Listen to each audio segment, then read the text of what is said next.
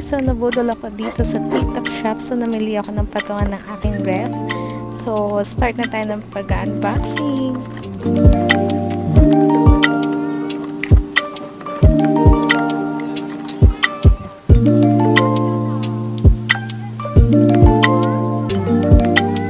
May kasama na nga pala itong manual, medida, 4 na paa, patungan na may level,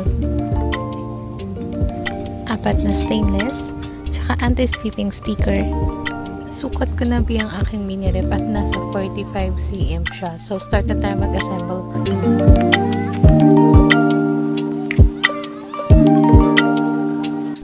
Sobrang dali lang itong i-assemble. Basta susundan nyo lang yung mga nakalagay sa manual. Yan ano. Kita nyo yan? Suksok lang ng suksok. Tapos sukat kung tama na ba. Then, meron din pala siyang lock. Tapos, di-twist din yung paa niya. Kaya sobrang dali lang talaga nitong i-assemble. Kayang-kaya.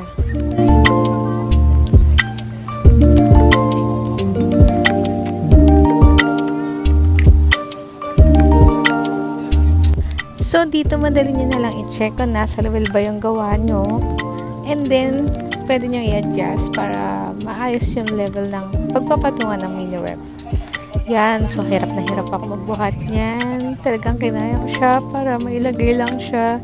Then, inayos ko na lang siya. Chinek ko yung lahat ng gilid ko, nakapatong na ba siya. So, tapos na guys. Ito na ang finished product.